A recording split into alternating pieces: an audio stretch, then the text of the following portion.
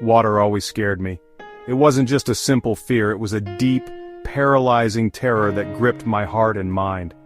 When I was 3, a wave knocked me down at the beach. I remember the feeling of being overwhelmed, the salty water filling my mouth and nose. The ocean seemed huge and dangerous, like a giant monster waiting to swallow me whole. Its vastness was both mesmerizing and terrifying. This experience left a mark. It etched a deep scar in my memory, one that would influence my relationship with water for years to come. Fear took hold of me, making me afraid to even go near the water's edge. I would stand far back, watching other kids play, feeling a mix of envy and dread.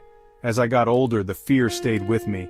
It didn't lessen with time. If anything, it grew stronger, embedding itself deeper into my psyche. Lakes, pools, even bathtubs made me uneasy.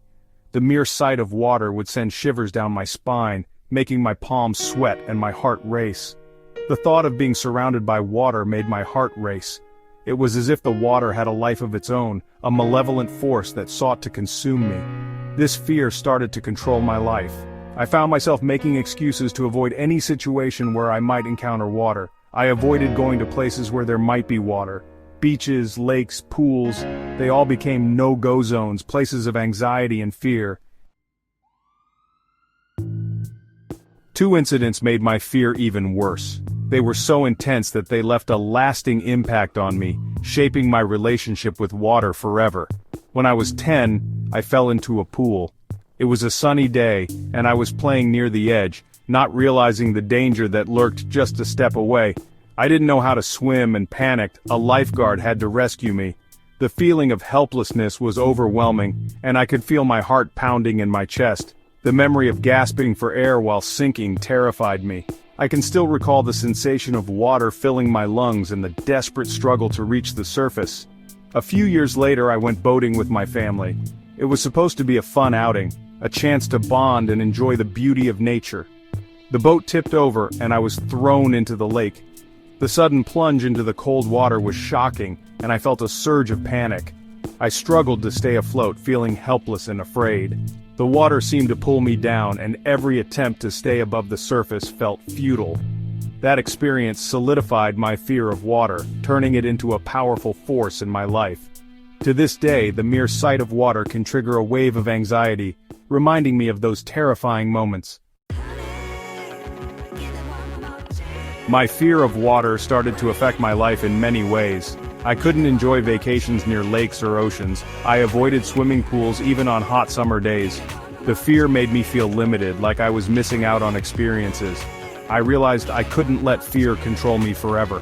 I wanted to overcome it, to feel free and confident around water.